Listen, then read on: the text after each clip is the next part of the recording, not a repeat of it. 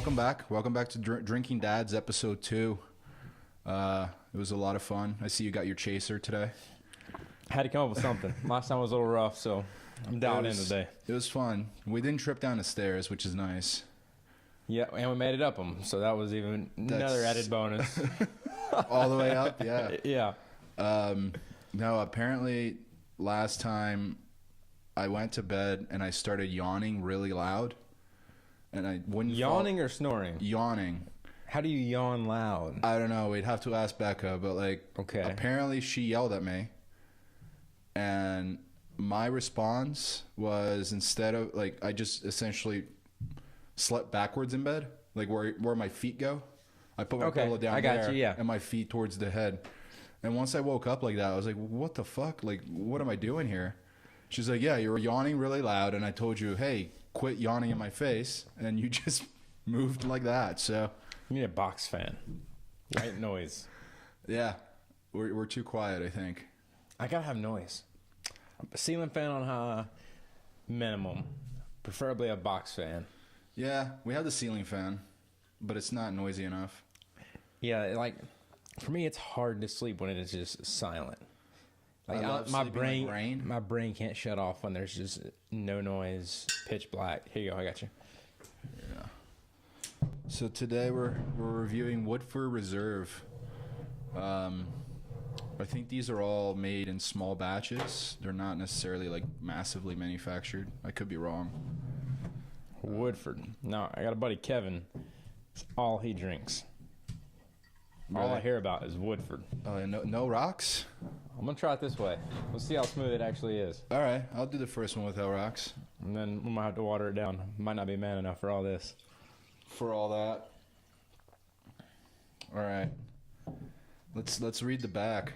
My complaint is still the same, that these should be a little more like wine bottles, that they give you a lot more description. Let's see. The art of making fine bourbon first took place on the site of the Woodford Reserve Distillery. I wonder how valid that is. A National Historical Landmark in 1812. Perfectly balanced for taste. Our Kentucky straight bourbon whiskey is comprised of more than 200 detectable flavor notes. From bold grain and wood to sweet aromatics, spice, and fruit and floral notes. Do you taste all that? I didn't get the wood. No wood?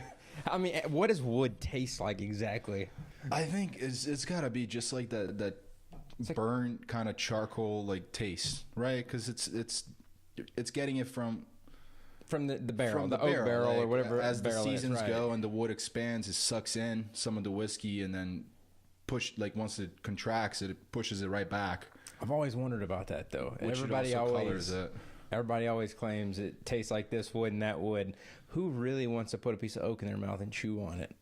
You know what I mean? That's a very interesting flavor to reference. I think it's better than the Maker's 46. I was just going to say that. I still, for me personally, I still would probably, I'd make an old fashioned out of this. Yeah. I'm not going to necessarily drink this on the rocks all night, but for old fashioned. But today we are. Today we are. Oh, it's also, 2 o'clock on Saturday. Literally 2 o'clock, yeah. Literally 2 o'clock on a Saturday, so that'll work neat. But typically, I'd say if I were going to get this again, it would be in something. It would be an old fashioned, rum and coke or something. Or my favorite's kind of ginger ale. Ginger ale's pretty good. I think you got me into that. It's just a smooth way to drink. Easy way to drink bourbon, I think, or whiskey. Ginger ale, the flavor of the ginger leads itself good, I think, to the bourbon profile. I agree. Is it a little sweeter? Yeah, it's a little sweeter. It takes some of that harshness, and I say harshness, maybe that's not the right word, the bite. It kind of just tames the bite out to where it's drinkable. You can have 7 or 8 of a fair amount of them. Depends on what you're trying to get into. Yeah. You can have multiple, I'll say. If you're trying to party, that's definitely the way to do it. Exactly. Ginger ale just takes the bite right out of it. No.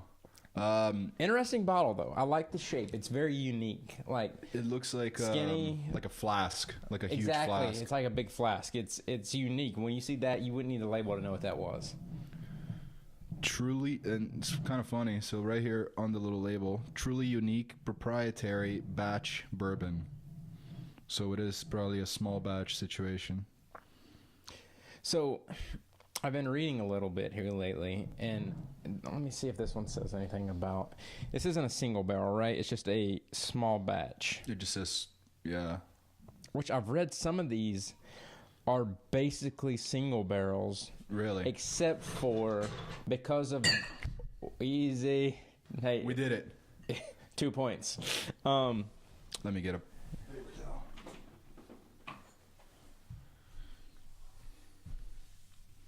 It adds character to the table. It's all good. Yeah, it's whiskey finish now.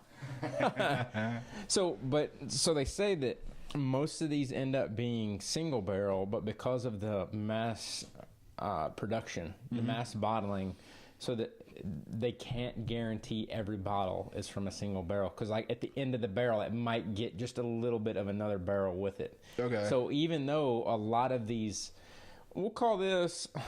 What would you say this is? Middle of the road, upper end, lower end. Where would you think this ranks? So what is this? This is the middle shelf. $35 to $40 range. That. Yeah, middle shelf. I'd say middle shelf. I'd say a lot of these in this range.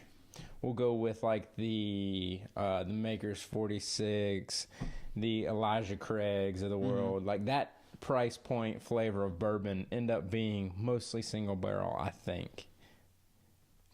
Yeah, we can look it up. Let's look that up. Let's find out how many are probably single barrel, but can't be labeled as such. Because obviously, like Jack Daniels, if you get a single barrel, you pay for the single barrel.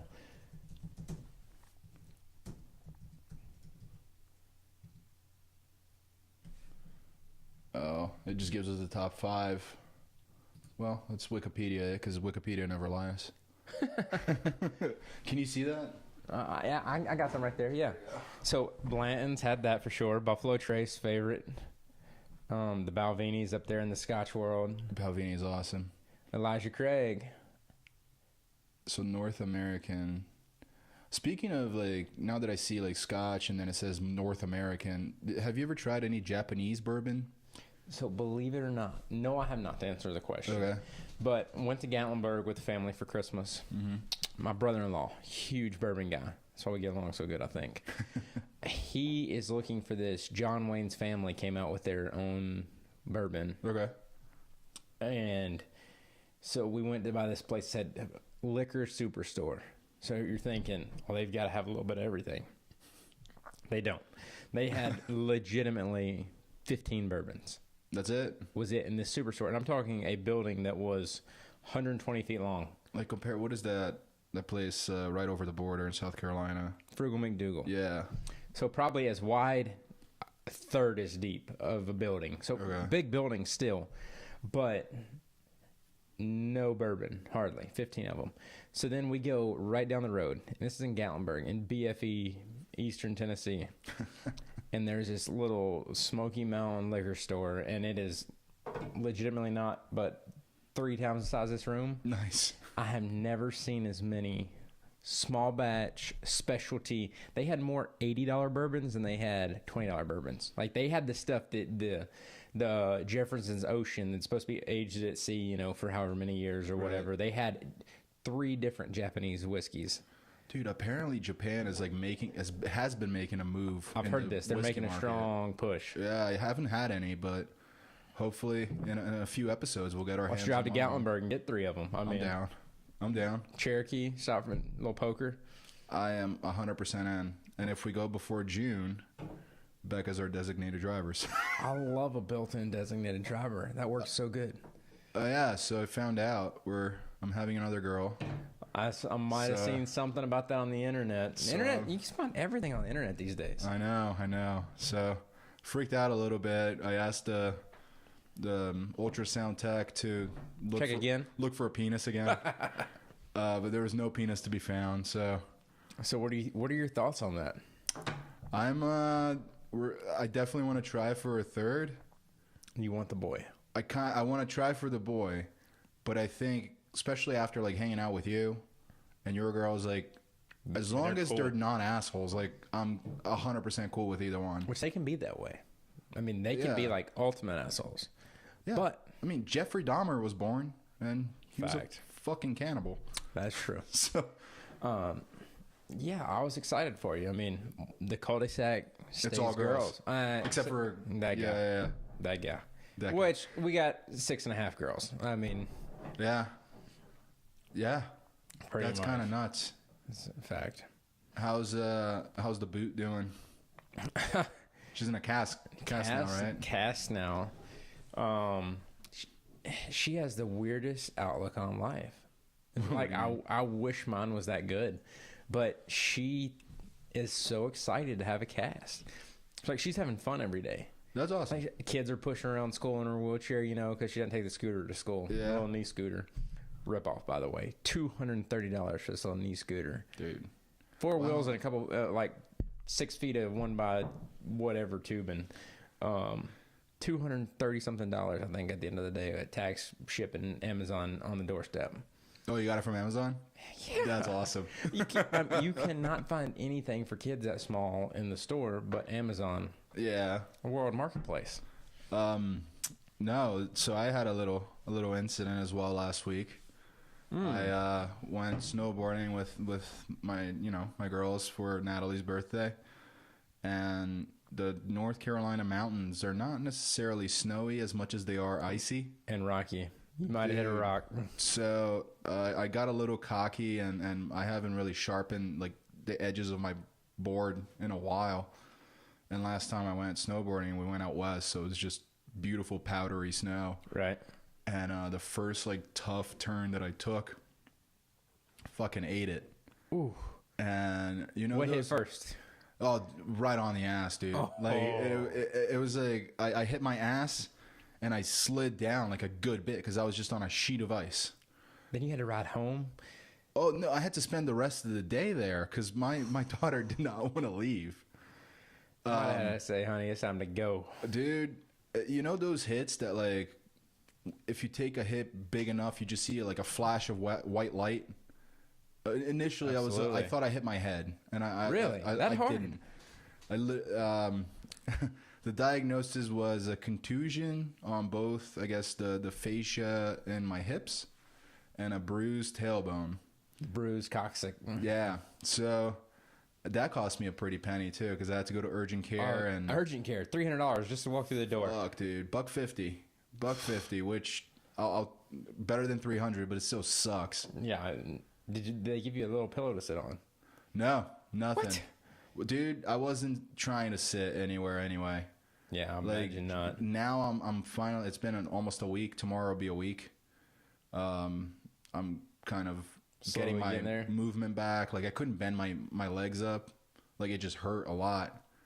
Really? Yeah, and this week I actually had to work from home, which is always fun. Yeah, well, that worked out. I mean, yeah, there's a lot of office politics and just general nonsense that kind of angered me a little bit this week. Yeah, fair. And I'll leave it at that because I still need to have a job until the little one's here. Yeah, that's why I still say not everybody's lucky enough to do it, but working for yourself has got to be the most fun. Yeah. I mean, obviously you have to answer to whoever your customers are, but I want to... Not even, though. Because kind of. If you're working for yourself and you have a customer that's just a complete cunt, you can honestly look her in the eyes and say, go fuck yourself, I'm out of here. You're gonna talk to me like that? Okay, find another plumber, find another landscaper, find another whatever. You have the power to do that. You do. It's probably not good business. Yeah, it might not be good business. You do have the power to do that, for sure. You don't have to deal with the abuse that like we probably have to deal with sometimes. Brutal. You know? Yeah. And going to work on Saturday. Yeah. I used to have to do that every Saturday when I worked at a branch. I stopped for a road soda yesterday. And the gas station clerk was, hey, what are you going to do on your Friday? I said, well, Friday is the new Thursday. And he kind of looked at me. He's like, oh, I get it. Every Saturday now? This one and next one. Okay. So, but still, losing 2 Saturdays suck. Oh my God. Yeah, and even if it's just the morning, like it just feels like your whole day is gone by the time you get home. It does. Like I feel like my day is wasted and it's only 2:00. Like I'm already I'm already tired. I mean, don't start. But I will say, when you said something earlier about yawning, I had the strongest urge to yawn. Oh, really? Have you ever felt that? Like when somebody Happens talks about all the yawning, time. you're just like stifling the yawn. At work, since we all sit in the fucking cancer cubicles, if someone yawns, like you will notice people like you'll notice people just start yawning. Like it just starts a chain reaction. I was like, hey, drink some Monster, drink some coffee, Get your shit together. Quit Let's doing go. that. But what else? Oh, Super Bowl predictions from last time. Yeah, I was Nailed it. I was completely wrong. You went the exact opposite of my picks. I went road teams were going to get it done. Yeah, Which the refs helped both. I heard about that. I didn't see the games. But I did see a meme or photo, whatever you want to call it, and it was referee jerseys, and above it said, "Get your Patriots uniforms." Wow. Yes. Fair enough. Well played. But the refs help the Rams as much as they help the Patriots. I mean, just total blown calls at the end of that game. I feel like most of the country wants the Rams to win, but Most people hate the Patriots. I mean, let's face it. But my prediction, I think, is still Patriots take it. All right. So what's your prediction? We'll come back. Is it this week? Not this week. It's the following week, right? Following week. I Okay. believe. So the 5th, I believe. I'll say Patriots by 2 touchdowns. By 2 touchdowns. Yeah. You think Brady just lights it up, or Sonny Michel lights it up? Well, I also have seen no football this year, so this is based on, I guess, 2 years ago when I was actually watching football. You think the Rams take it? I'm conflicted. It'd be fun if they did. I feel like the Rams have, realistically, the Rams have the better team. Okay. Patriots by far have the better coach. Sean McVay's good. Like he's going to be a great coach, but sketchier coach. Sketchier. He's willing to cheat. No, let's face it. He'll get it done. Love Sean McVay, what he's doing, but he's still young. So maybe the pressure won't get to him because he's young. But I feel like Belichick is worth 7 points. So 0-0 game, Belichick gets you 7. Just coaching, out coaching, I think. And I think Tom Brady is worth 2 touchdowns. His own just will to win. Like his desire to win is second to none. And I despise the guy. I was a huge Peyton Manning fan. Yeah. But Tom Brady in the clutch. Brady was Michigan, right? Yeah, he was a Michigan guy. Came out unheralded, like he wasn't drafted very not high at all. Yeah. But his desire to win is second to none. So I feel like we're giving him 21 points to the Patriots right now. I'm saying Patriots get at least 21. Okay. I'm gonna say the Patriots end up with 21. I'm gonna give them 7, 28. I'll go Patriots 31. And I'm gonna give Rams 34. Rams won at 34-31. Regulation or overtime? Great. When was the last Super Bowl that went overtime? Do you remember? It's been a while. It's probably been the Patriots in 2000. Let's look it up. Yeah. We got the technology. I guess we don't have to guess. Yeah. My guess is going to be Patriots in about 05 or 06. They played it. Might have been the Rams, or they ended that game at regulation. But it's been a little while. Oh, so just recently. Patriots, Falcons. Totally missed that one. The great comeback. Is this the season that the Falcons were like pumping in fake Crowd cheering noise in their stadium? I don't think so. I think that was a couple years ago. Okay. So last year it went to overtime. So to answer your question about the Rams and Patriots, I don't know. Regulation? You don't know. I've predicted 34-31 Rams win. As far as regulation goes, I will say this. If it goes to overtime, Patriots take win. it. Yeah. I'll say that. That's fair. If it's tied at overtime, I give it to Tom Brady. Like he's the comeback kid. He's a comeback kid. Kicker's probably better. Geriatric kid at this point, but yeah. Yeah, not much of a kid, but I'll say 34-31 in regulation. If it goes overtime, Patriots take it. Okay.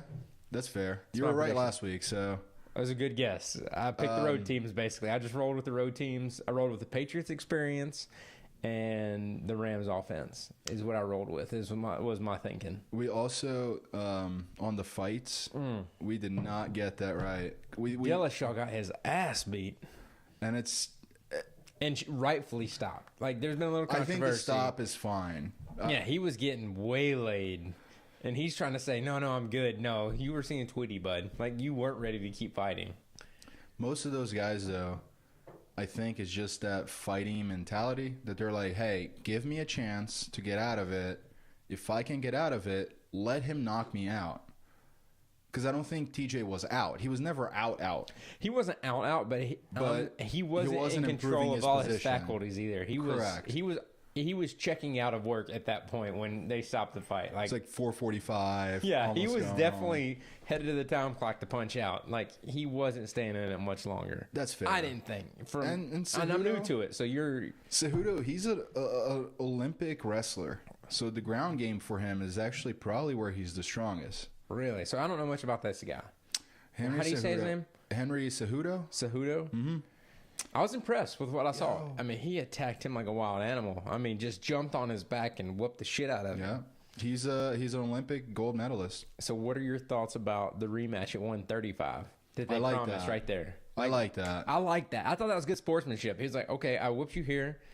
I'll get you 10 more pounds, and I'll give it to you again. Like, that's confident. TJ takes that. TJ does not lose at 135. You think? I think he... You think he was just weak He lost a ton of weight, man. I mean, I know he cut a lot of weight, but you think he was just weak or what? What makes you so confident that he's going to take it at 10 more pounds? That's his weight. That's his weight class. Granted, Cejudo's probably not going to have to cut as much weight either. Right. So arguably he should be a little stronger, but TJ Dillashaw, man, he's a great striker. He's got a good team behind him. He surprised me though. From what I saw in the fight, he wasn't aggressive. Coming out, he was defensive from minute one, I felt. Yeah. Cejudo came out digging. Like he was swinging early. 32 seconds in, obviously he was swinging early, but he caught him with that right foot. It's one of the fastest title defenses or title matches. Not defense because he didn't defend, but well, I guess Cejudo did defend. He didn't lose his title. It was his title. So it was one of the fastest wins in a title match. You want rocks, sir? I'll take one or two. I won't put my dirty fingers in All right, the ice. You don't know where my hand's been. I will say, this ball's gone quicker than the other one. Yeah, it's like evaporating. I don't know what's going on. I'll get one more in there. Sunshine. It's I will say, back to the bourbon. Sorry. Yeah. We got to talk about the bourbon a little bit. But it's definitely gone faster than the other one. It's a little smoother. To me, the Makers, I think. To me, I will say this is more. I'm not going to discredit your word, but I hate to use the word smooth because it's got a bite. Liquor in general has a bite. Yeah. Like it's your own personal palate is how smooth it is, I feel like. But I would say this is more drinkable for me than the Makers. I agree. Yeah, I mean, like I've drank this one in a quarter of the time of that other one. The oak was a little much on the Makers, I think. It was very distinct. Yeah, for sure. I mean, it had that... Damn, I feel homo saying that wood bite, but you know what I mean? Like, in the Makers... You didn't say wood chugging cock, so that's fine. You know, it's fine. Fair enough. But this one definitely didn't get as much of the barrel, I don't think. Yeah. I'm a fan of this. This will be making its way onto my repertoire. So from here, I think we have to go. My buddy Kevin that drinks Woodford, he drinks a double oak. Okay. Which is obviously more wood. I'm not gonna make any jokes about Kevin's sexuality, but he swears by the double oak. Okay. So from here, next Woodford will have to be the double oak. The double oak. What? That's the other thing. we'll look to release this pretty quick, but any suggestions, go ahead and drop them in the comments. I'll keep a look at that. Yeah, let us know what we need to try. I mean, we definitely have a few that we're thinking about, but we're creatures of habit, so we kind of stick to our main. That's absolutely right. We stick to our main 10 or so, we'll call it. But we're looking to expand, and I'm always looking for suggestions on where we need to head. Yeah, and if it's not, and it doesn't have to be bourbon. I'm okay with that. I mean, obviously, we like our vodkas, we like our scotches, but anything in between. I mean, anything. Scotch is, I feel like, an acquired taste. I struggle with that. The sherry, the sharpness of it. Like, I puked last time I drank Balvenie with you. I can't help it. I tried to man up, but I puked the fuck out of it. That was the greatest Christmas gift that I got. Me puking? No, yeah, you puking was the greatest gift that I ever got. No, that bottle of Balvenie was, and it lasted. Like, I think I was pretty responsible with it. It wasn't my go-to all the time. And I think we made it last like a solid year. My wife takes lasting more than 2 weeks is no good. Don't buy it. Wow. If there's a bottle of bourbon or whiskey or whatever in our pantry for more than 2 weeks, I'm not buying that again. Fair enough. That's pretty good. My wife, I think she's only had bourbon once, and I'm pretty sure it was Devil's Cut, so not even. Oh, that's rough. Yeah. Like, it'll work in a pinch. Headed to the airport, ABC store, Devil's Cut on sale. I'll get it because, dude, it is what it is. But yeah, but it's definitely not a go-to. For some people, I'm sure it is, but for me, it's not. It's not a go-to on a weekend when you're just drinking with the guys, having a good time. But if you're traveling, looking to spend less than $25, Jim Beam Devil's Cut, they'll get you there. Ring it up, $20 out the door. Becca went shot for shot with me the day that we had. So you know her. She doesn't drink anything unless it's like super sweet and like sugary. Yeah. And we ran out of wine. Ooh. And I was not willing to go anywhere because it was kind of late. And I don't think you guys were home. We weren't. But we're like, all right, well, what? The only thing we have is bourbon. She's like, I don't like the way it smells. I was like, yeah, you're gonna love the way it tastes then. How does it smell? Like, I will say I don't smell bourbon because when you smell bourbon, you smell alcohol. Like that's all I get. When you smell vodka, you smell, unless it's flavored, you smell the grain alcohol. Like yeah. Not to discredit Becca's thought, but go ahead. Not to discredit her thought, but I was watching this like 3rd or 4th degree Summerly, I think is how you say it. Okay. They taste all this shit we can't taste, and they said who actually smells liquor. Like, wine is one thing, the grape is one thing, but like when you get to scotches and bourbons and vodkas, who wants to put their nose inside a glass that is sniff it 50% alcohol? Like, what's it tell you about it? Realistically, it doesn't tell you that much about what you're gonna get. I agree. Like, because like we've talked about last episode, Eagle Rare is probably the most drinkable bourbon. I'm a convert for sure. For sure. One of the most drinkable bourbons we've had, but it doesn't smell any different than what we've just drank. Yeah. But the taste is vastly different. Night and day different. Yeah.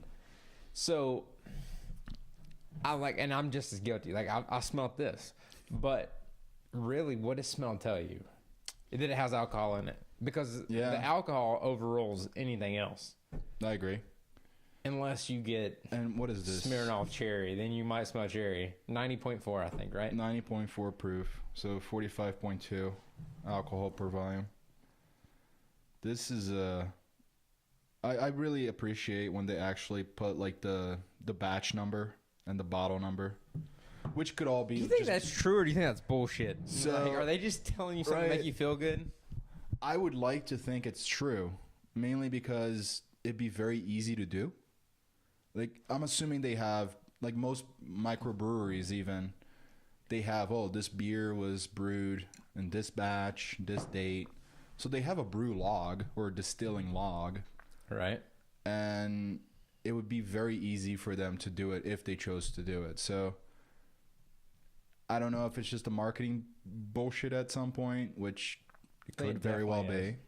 Definitely. But it makes me happy to say, hey, I have a bottle from this batch and this and that. Did you know a few years ago, more and more, they were worried about, especially like the more specialty bourbons like Pappy's. Okay. They were worried that they could not meet the demand. Because to make bourbon, it takes a while. Yeah, it takes years. You know? Mean, really, to make a good one. And more and more, and the reason why they were worried about the demand is because more and more women started drinking bourbon. Really? For some reason. I blame probably like Mad Men or whatever show was on. They're like, oh, I need to drink whatever mixed drink they were making. And now there's... I feel like now they're finally catching up with demand to where I think the girls are home. Pause. Piss break. Jesus Christ. That is bitch. Yeah, so they brought me Cookout. Nice. Just kind of, do you want some fries? I might have a fryer too. That's solid work. It's so we definitely don't have those in Jersey. Cookouts? Not in Jersey at all. And when I came down here, the Cookout tray blew my mind. It's crazy. $5.25. Chicken nuggets, French fries. I'm trying to flip you off. Chicken nuggets, French fries, barbecue sandwich, cheeseburger, whatever. Corn dogs. Corn dog. You can get quesadilla as a side. It's insane. And you got two sides, right? Yeah. Strong work Cookout. I mean, that is drunk guy food. That's what I told Becca. She's like, what do you want to eat? I was like, something greasy. Yes, absorb it. But, what were we on? I have no idea. That was a weird break. It was. Piss break, family came home. We're talking about batches for the bourbon, if it's a marketing thing. Women getting into bourbon and the shortage that they had for a while because it takes forever. Yeah, I mean, I feel like, yeah, bourbon is like vodka. It doesn't age. Like it's distilled a couple times and it's in a bottle. Do you think it changes in the bottle over the years? I know wine does. I think wine does. I don't think vodka does as much. Okay. And I don't know if it's because of the grain content or how it's made or because it's not,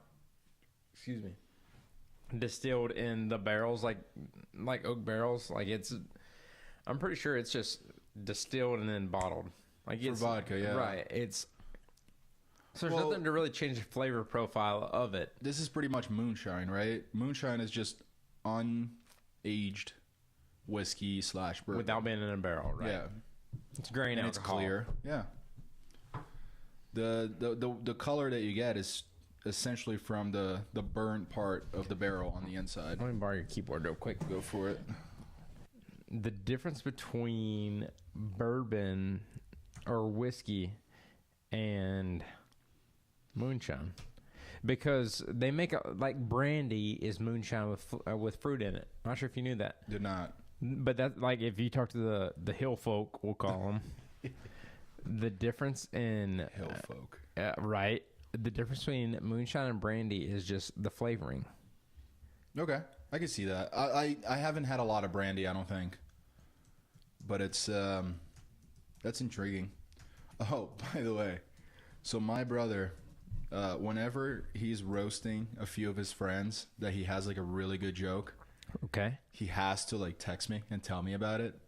So they sent a picture in a group text of this girl, and my brother's like, that girl's tit is so saggy that it looks like the curve that Dale Earnhardt died on.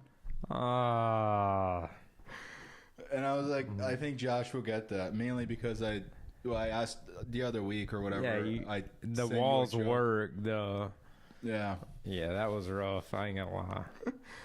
It's funny that I knew it was something NASCAR related, and I was like, Josh will explain this to me. I don't know why it's funny, but I feel like it should be funny.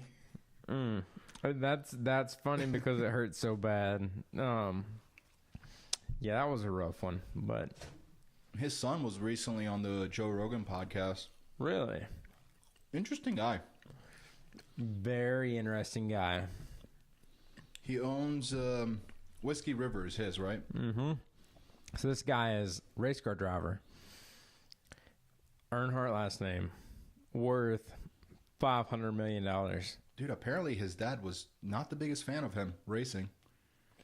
You know, that's kind of like my dad, not a big fan of me racing. It's because racing takes so much. It gives a lot, but it takes so much that, yeah, I mean, if my daughters came to me and were like, hey, we want to drive or we want to work in the sport, I would tell them no. Same thing my dad told me. Same thing his dad told him.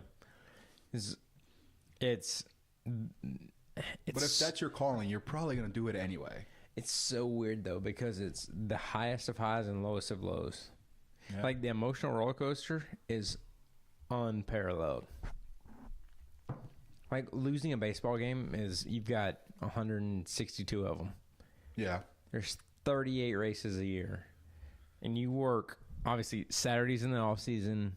You work, realistically, as a road guy, you work 60 hours a week for the chance to win 38 races. So if you win, and most people, the good teams, like Kevin Harvick won 8 or 9 races this year. He was 1-5 at best. Really? Yeah, 20% is all you win when on a great year. And I'm sure there's a difference in like placing. Winning, you're talking about is like first place, right? Yeah, that's the only thing. In racing, like there's no second, third, fourth, fifth. Whereas some sports, that matters, like racing. I was going to quote Ricky Bobby, but I refrained. It's okay. You can go ahead. Everybody wants to quote Ricky Bobby. There is one place first. That's fair. Legit. Like that's the sponsors don't care if you finish second. Literally millions of dollars are spent to make sure that you get that first place. Right. So do sponsors drop a lot and often or not really? So really the funny or cool part about our sport is that the new deal is people realize that it used to be like win on Sunday, sell on Monday. Okay. So people would think if you win a race on Sunday, you'd sell production cars on Monday. Okay. Well, that really doesn't apply anymore. Like, there's so much brand loyalty, and people are going to buy cars no matter what. They buy cars based off the look of the new Chevy truck, the look of the new Dodge truck, Ford truck, whatever have you. I got a Dodge because Sam Elliott told me to. Bar a Dodge. Yes, I will. But really, like, winning on Sunday doesn't do anything anymore. But really, the deal that sponsors get out of racing is they call it B2B. Business to business. Okay.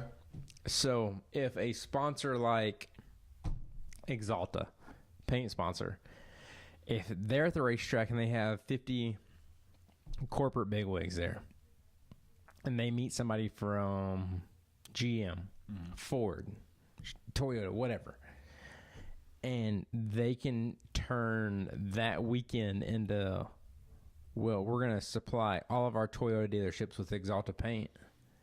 So their $20 million sponsor for the year turned into them making $100 million from meeting somebody. Okay. So like that is kind of the business model of NASCAR.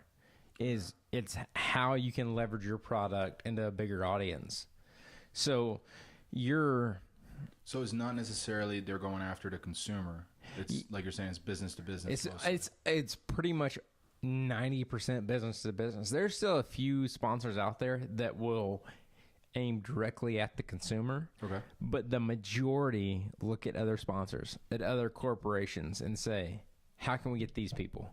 So let's sell it this way. Like the kind of the unknown, maybe not unknown, but the unwritten thing is like Jeff Gordon, huge name in racing, one of the best ever. He comes along in 93, I think, 94. Rick Hendrick looking for a sponsor. He goes to DuPont. He has how many car dealerships? 300, 400. He says, I have this new kid in my race team. It's my hobby, but I want to sponsor him. Mm-hmm. I need you to give me $20 million, for instance. And obviously not absolutes, but say it's $20 million. I need $20 million to run this kid for 38 races. But if you give me this $20 million, I'll put your paint in every one of my body shops, and we'll buy $35 million worth of paint back from you. So it's one hand washes the other, kind Exactly. Like Roger Penske does the same thing. Like, that is the way NASCAR was built. Dude, and around us, especially like our area where we live, like there's so many people involved in the sport, and so many racers and teams are right around the corner. It seems like the place to be as far as like racing goes. I know this is my time to be out of my scopes. No, I mean, you're right. By and large, like the hub, the center of racing is this area. But like, say, our champion, I'm trying to think if he won it last year or 2 years ago. 2 years ago, Martin Truex Jr. They're from Denver, Colorado. Okay. Furniture Row. But what they did was they spent a lot of money to get aligned with the team over here, Joe Gibbs Racing.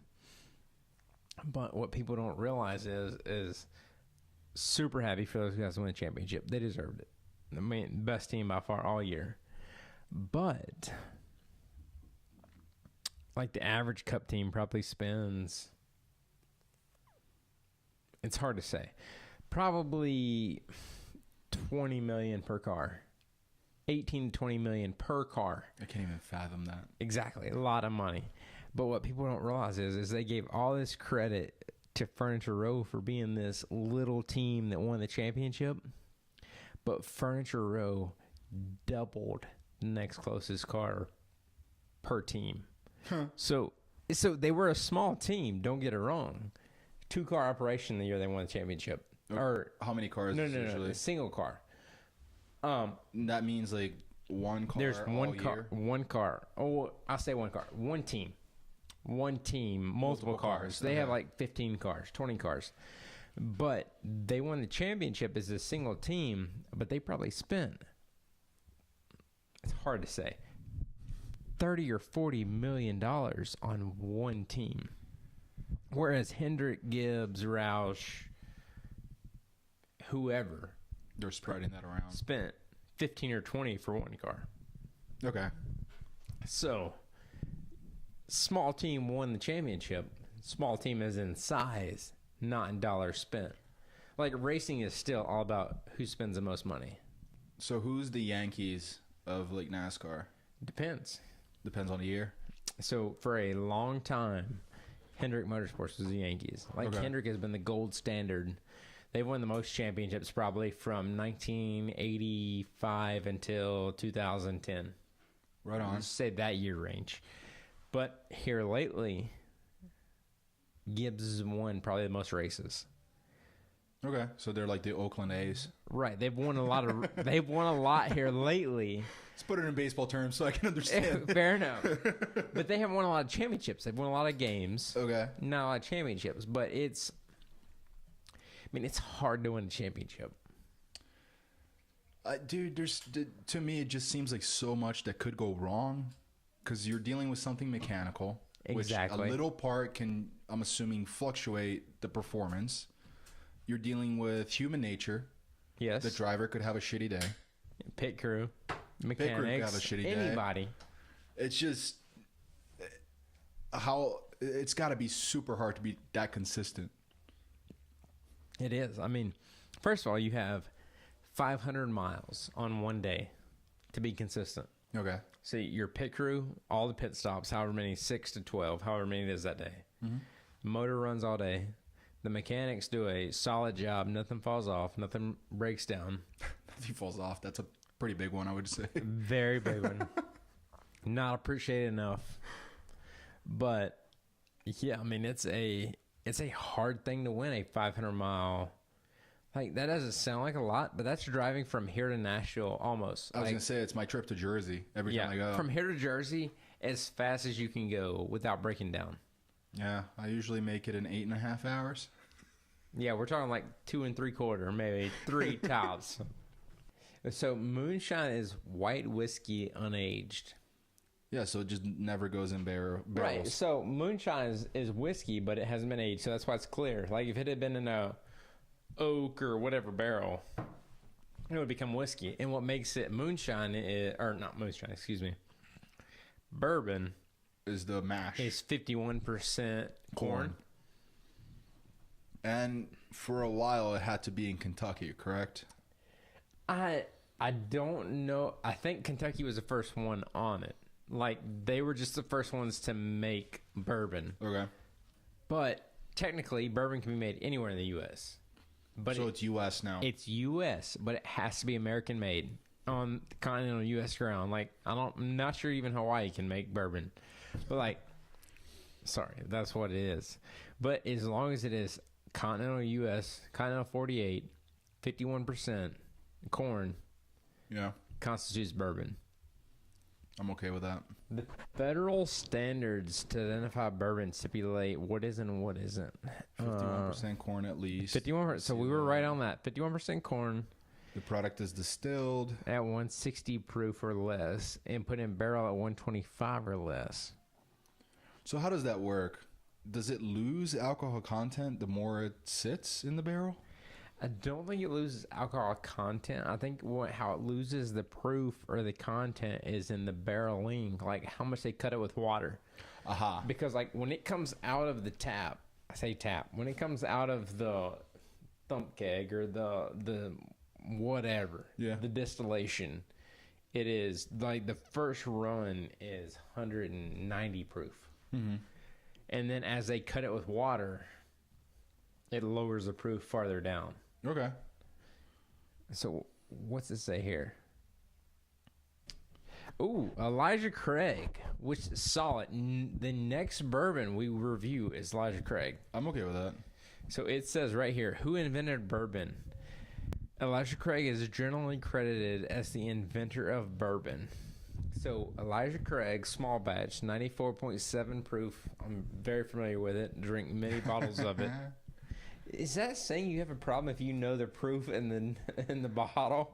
I think it's just saying you're very informed. I'm very informed about Elijah Craig 94.7 small batch. It is delicious. I don't know if I've had that. So my go-tos throughout the year. Pause. I'm sorry to interrupt you. No, you're fine.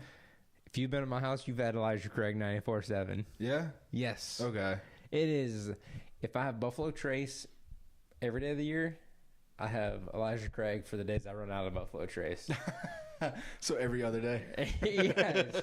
Elijah Craig is, to me, it for 20 whatever dollars, 25, 29, the flavor is second to none.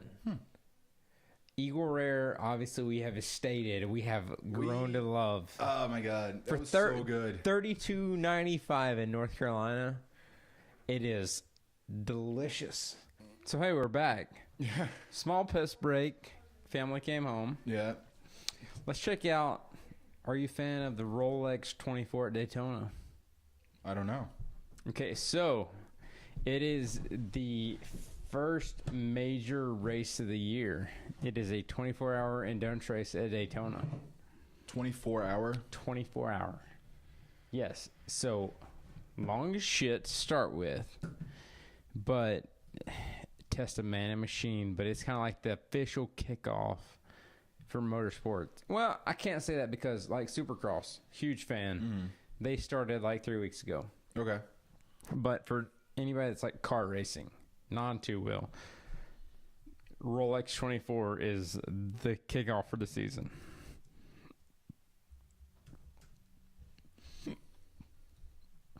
Let's see what. And your first race is Daytona as well, right? Correct. Oh, live stream right here. Let's So see it's going on now? It is currently going on for the next 21 hours. Okay. So let's see where we're at right here. Live stream. What kind of cars are these? So these are road race cars. So they're Cadillacs, Acuras, Mazdas, Ferraris, Lamborghinis. Okay. Like the whole purpose is 24-hour racing. Like not like cup racing. NASCAR is sprint. Sprint in the 500-mile category. Like we're talking, these cars are going to run, I don't know the math off the top of my head, but 1,000 miles, 2,000 miles. In 24 hours? In 24 hours. Like endurance racing to the nth degree. So, do those drivers wear, like, diapers and shit, man?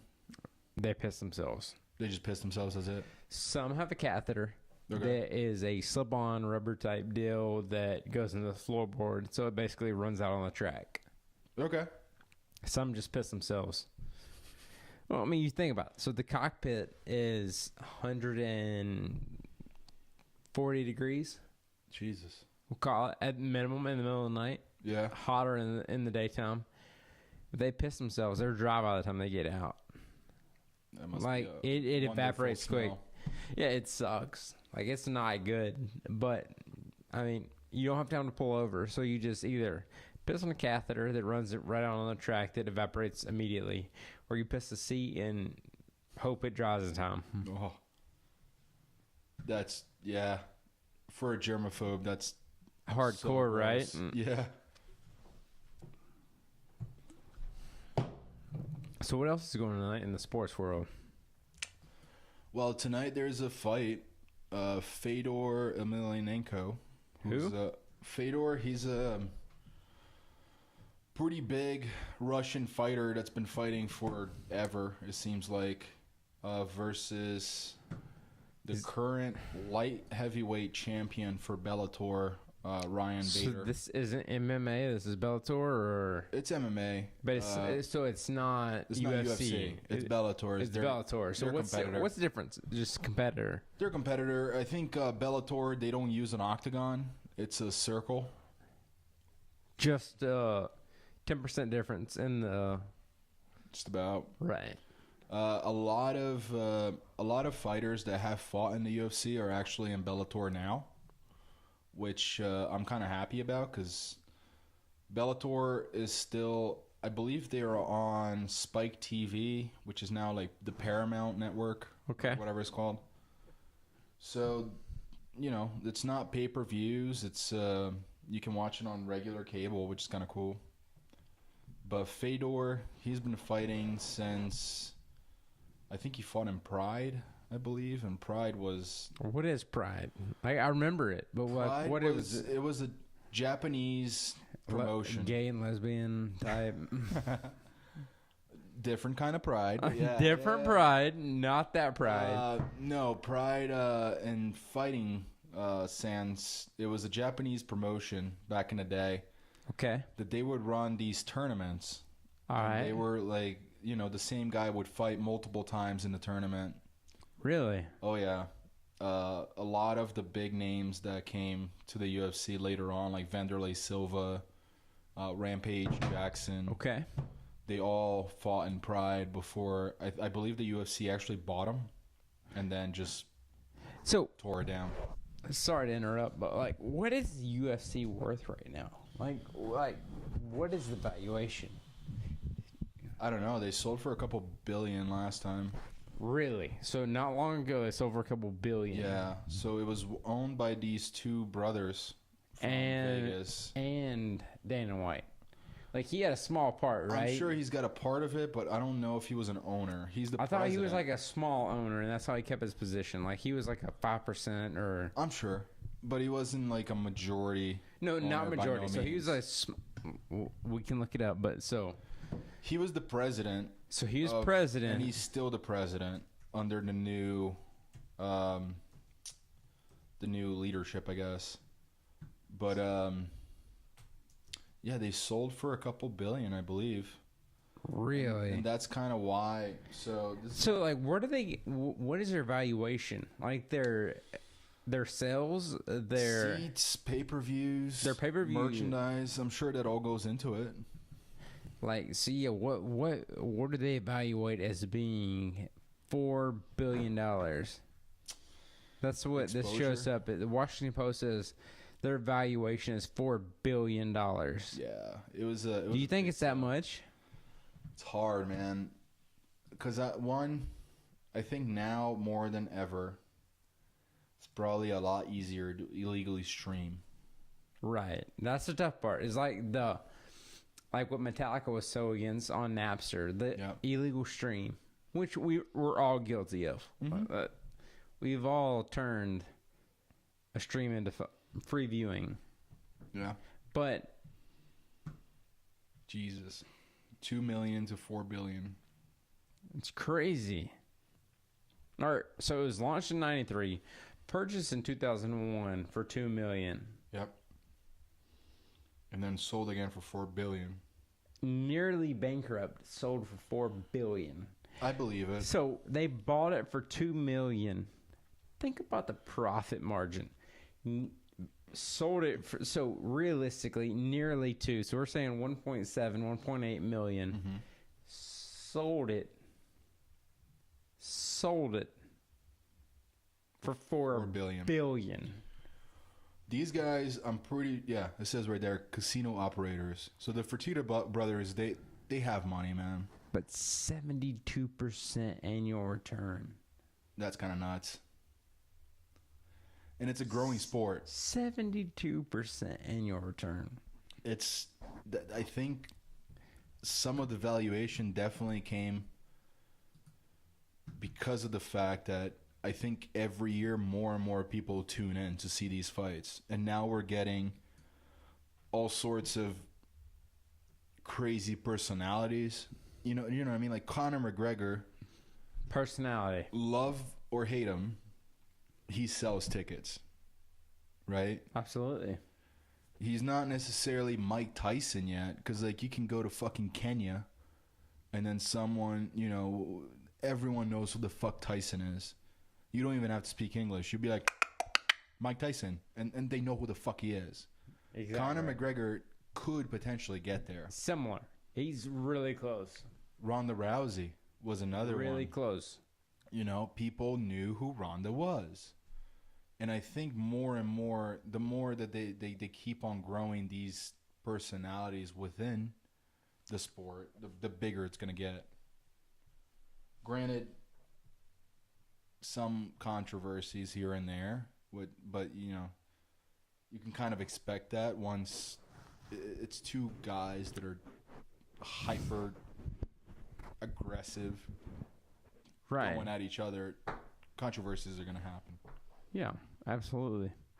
But and then there are the ones that like they don't seem to give a shit about money. Two of my favorite fighters are the Diaz brothers. Really? Nate and Nick Diaz. Right now, they're at a position that they made their money, and the UFC apparently keeps on offering them fights, and they're just like, no, that's not the fight for me. Go fuck yourself. Which, good for them, They're amazing fighters too, though. So, interesting note here. Valuation of publicly traded franchises. Mm-hmm. So we have, just reading this here, which was in May of last year, we'll call it, the UFC was $2.2 billion, WWE was $1.5, Dallas Cowboys $4 billion, Manchester United Soccer Club 2.6. Yeah, there's a lot of money in soccer too. So a lot of money in soccer, but a lot of money in UFC and WWE. A lot. Yeah, they're catching up with football. Well, as soon as they got Tony Romo to stop muffing punts and field goals, valuation went up. Tony Romo. What is he doing now? Announcer. He's an announcer. So, by the way, I will say, the best announcer going right now. Really? Well, legitimately, as a ex-quarterback, he can call the play before it comes. You think Peyton would be a good announcer? Oh, he'll be phenomenal.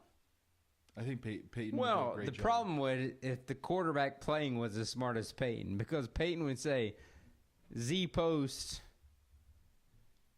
too deep, this is what I would throw.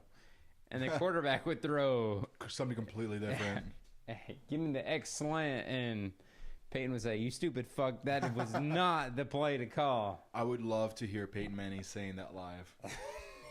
I would pay for it. Oh, yeah. I would pay for it. Have you seen the videos of, like, I forgot what team Peyton was in. It may have been when he was with the Broncos. I don't know if he was the Colts. But it was with the Colts. Jeff Saturday, that was his center with the Colts, right? Yep, absolutely. So there's a video from a long time Talking about trying to run the ball, and Peyton was like, "I'm going to throw the ball." And he just, in the sideline, ripped Jeff Saturday a new one. Just block. And you're just like, fuck. Like, Peyton seems like such a nice guy, but, like, you just don't understand the level of competitiveness that is in that family. Exactly. And poor Archie Manning only played for, like, shitty teams. He sucked. I don't think he sucked. I think he just played in shitty teams. Same thing. Is it, though? It kind of is. I mean, I get what you're saying. Because, like, let's look at, like, Alex Smith. Alex Smith in the 49ers, pretty shitty. But then he went to where? Redskins, and he still sucked because his talent was only so good. Only so many people were coming with him. Tom Brady leaves the Patriots and goes to the 49ers.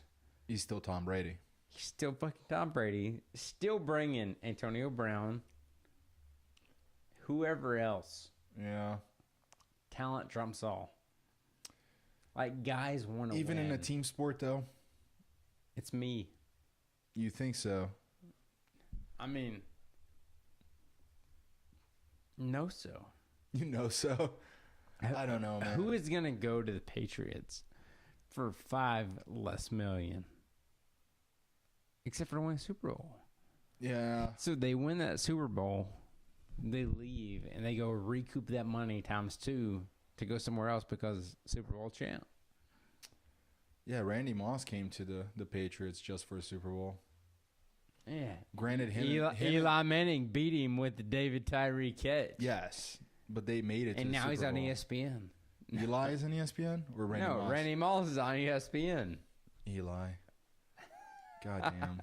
Y'all won. I mean, you're excited, right? I know. But, like, neither of those Super Bowl runs were good regular seasons. But that's the thing. Like, so my old man, my pops is hardcore 49ers fan. Mm-hmm. And he goes back and he says, like, all their great years. Damn it. Sorry. Like, all the 49ers' best years were 10-6. Okay. Like, 11-4. Like, they never dominated like the Patriots do. They faced adversity. But who's in the Patriots division? Dolphins. Shit. Usually. Steelers.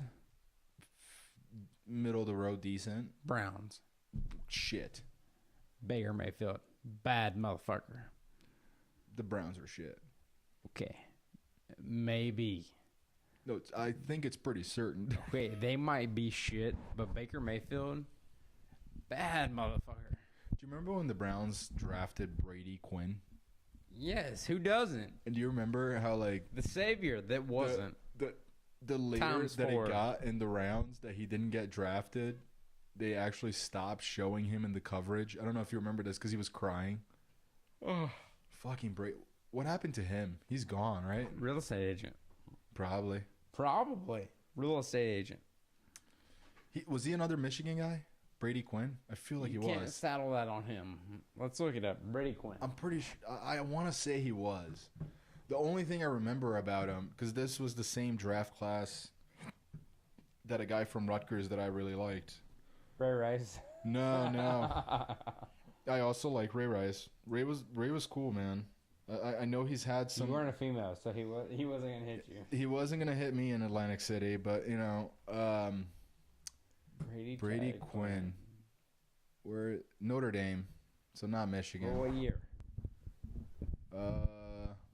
He played for the St. Louis Rams. Not for long. Dude, 6'3", 235. Like, that's the other thing. Whoa, go back. Hang on, I just saw something. Did he used to be a girl? His interception rate. Pretty high.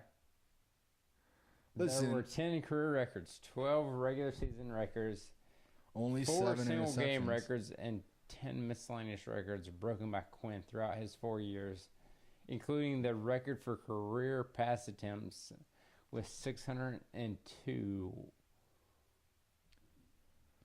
Dude, and I'm sure, like, also talking out of my ass, because, like, this guy probably runs circles around us as far as, like, passing and regular fucking QB I don't knowledge. know. I bet I could throw a 40-yard bomb as accurate as he could throw a 60-yard.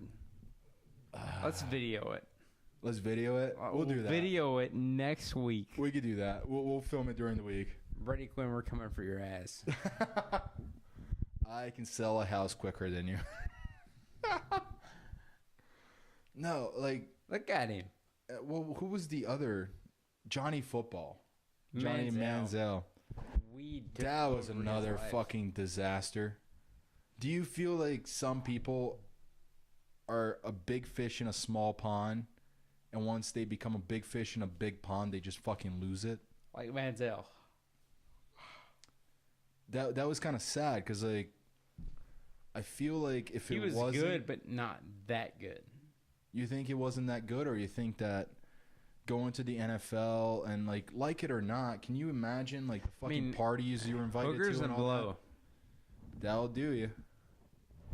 I feel like the opportunity is there for anybody. Mhm. Anybody that wants to party that hard, is the opportunity is there. Yeah. But Johnny didn't want football, like Peyton, like Brady, like Okay. Matt Ryan. Well, Tim Like- Tebow wanted football, and now he's a fucking third or fourth stringer in a minor league team for the Mets. But he fucked a girl. They're getting married, so you can't necessarily say that. I fucked plenty of girls, and I'm married now, so the fucking thing. But you're slows not a down minor eventually. leaguer. You're not a minor leaguer. That's right. Anything else you want to bring up? Ugh. God, it's been fun. Yeah. I don't know how to We're do not it. finishing this. We'll probably finish this tonight. We're almost there. I don't think we need to finish this on camera, do we? No, absolutely We not. can enjoy that tonight. We might log on for episode 3 or 2.5. 2.5. Might be later. Yeah, I'm okay with that. Any thoughts on the actual bourbon? Given that this was supposed to be a bourbon review, but I kind of like the fact that we ramble. So, yeah, we rambled for sure. Bourbon review, it was solid. Out of 10, what do you think? Legitimately 7. I was right there with you. Like, probably would rather have it in a old fashioned or some kind of mixed drink. Like ginger ale, like you were saying? yeah, I mean, Woodford and ginger would be legit. Yeah. Drink it all night. But straight 7. 7. That's fair. No, it's a solid middle of the road bourbon. Yeah, I mean it's not a Angel's Envy Okay. or anything along those lines. Pappy's. Like it's not. I really want to get our hands on some It's not a $50 Pappies. bourbon. No, it's not. No, Like no. it's a solid $35 bourbon. Yeah. I think the bottle looks cool. Not as cool as the maker. The maker's bottle by far is my favorite. The wax seal was legit. I just like that. Yeah, it's strong work. Wax seal was legit, but I don't know. 7. 7. I mean, good flavor. Yeah. Really, no distractions, no discounting points. Just 7. I mean, Not a lot of like wood flavor or anything. yeah. I like mean, that. there was nothing special. Yeah. It worked. I'm kind of buzzed. I'm there. Strong buzz, but I mean, It's a good buzz for $3.50 on a Saturday. it's only $3.50. Yeah. Good work, folks. Good work. Yeah. Day drinking is the way to go. Now we get to like hydrate a little bit. 2 bottles of water, hour nap, 3 Advil. Good to go. What was I gonna say? What do you think? Probably film another one next week. Yeah, I think we'll come back next week with a. You want to try Eagle? If we can't find Eagle, we'll do Elijah Craig. I'm okay with that. We'll either Elijah Craig or Eagle. If we can't find those, we'll do a gold standard. We'll do Jack number 7. So what do you have you tried Jack Lake Honey? I have. Who do Hey, we got? girls. What's up, girls? Come here. I'm sure that's gonna happen a lot. Bye bye. Take down the door as Gone. they leave. Yeah. No. Call it a night. We can call it. Yeah. I think we did some damage with this one. Strong work. Look at that. We were label batch 3544 and bottle number 2467. If you guys are enjoying the content, we're gonna keep putting them out. Absolutely. I know it's a lot of us just rambling, but It's guy talk. it's guy talk, and At the end of the day, it's just guy talk. and it's as honest as we can be. You know, I don't think I'm making anything up. I'm giving my solid opinion on everything.